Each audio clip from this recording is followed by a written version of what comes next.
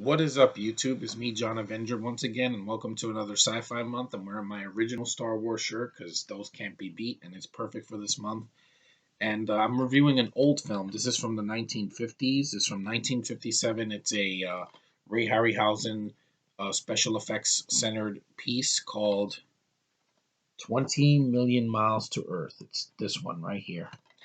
This film I saw when I was a kid on VHS. I saw it a lot in the 90s, and I really enjoy the film. I think it's one of Ray Harryhausen's best works. The creature in it looks awesome. You know, the Venusian alien from Venus that comes, it lands in the Mediterranean Sea. A spaceship lands there, and the creature is in a egg sac that's inside of a glass container. It's kind of like Alien.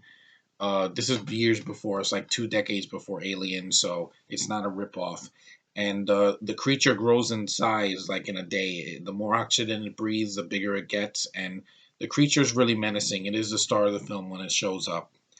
And the cast is pretty decent. You have William Hopper, who none of you people are gonna know him unless you've seen old films, and Joan Taylor, and there's a bunch of Italian actors, and the little kid that plays what's it was it Pepe? Yeah, he's a cute kid. He's actually Jewish. He's not Italian, but he's a good actor. I liked him. I've seen him in other stuff. I saw him in an episode of Sweet Life of Zack and Cody in the 2000s. So he's a good actor.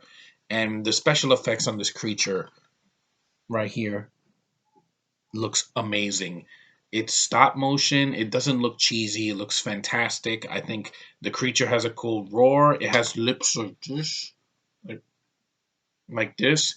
And the creature, one of the cool things about this creature is that it doesn't attack people unless it's provoked. Kind of like me. If I'm not provoked, I'm not a violent person. But if you push my buttons, I can get rough. I'm not saying I'm violent towards the people that I care about. No, but you will really have to piss me off for me to attack. And that's how the creature is.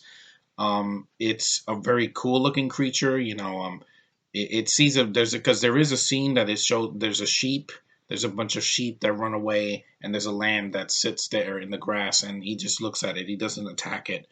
But there's a dog that unfortunately, attacks it, and he punches it out. I'm like, of course you started it. I'm like, why would you ever want to attack? I know dogs are territorial. I have a dog, but if you don't attack him, he won't attack you. And the creature, they display it in Rome, Italy, in the zoo. They capture it later in like an electrical net. And it was good that it takes place in Italy. I love their food. I think the women over there are beautiful. But it's still an American-made movie. It's still done by a bunch of. The director is Nathan Juran, and one of the producers is Charles H. Sneer. He did the Sinbad movies with Harryhausen in the 50s to the 70s.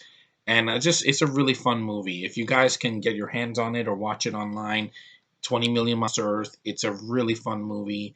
It's old school. It's very short too. It's about 75 minutes or so, or so 80 minutes long. It doesn't say it here.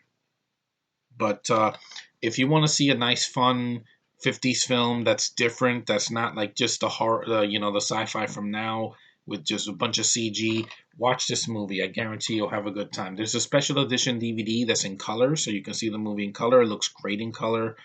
I saw it once, and I'm like, wow, they cleaned it up really good, and it doesn't look like faded colors. It actually the creature's green, and it looks pretty awesome. And it's a movie that's fun. Mill Creek. I'm glad they made this set because it has other films that I want to review here. And yeah, it's about 82 minutes. It's right there, and it's not going to take too much of your time. And it's sci-fi because it's a creature from outer space that comes to, you know, wreak havoc on Rome, Italy. And because people provoke it, and I don't think that's wise to piss off a creature from another planet. Anyway, 20 Million Miles to Earth is a winner. It's definitely one of the best black and white movies of the 1950s. Don't dismiss a movie because it's black and white, because they're a lot better than a lot of the sci-fi movies now that are in color that look like shit. Case in point, Fembusters and Independence Day Resurgence. I'd rather see something like this because that movie knows what it is and it doesn't pander. and it's not pretentious either. It's a movie that knows what it is and runs with it. That's what I love about the sci-fi genre when it's done right. You give people what they want, and they will respond and they will praise it to high heaven.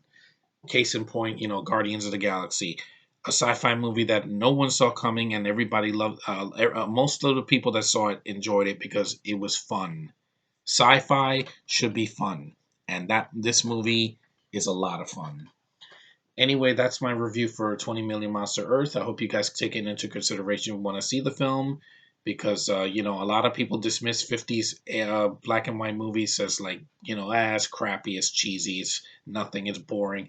But I love them, and I know they're not for everyone, but if you give the film a chance, you'll enjoy it. Anyway, thanks for liking, subscribing, commenting, and watching my videos. You guys are awesome, and stay tuned for the next review.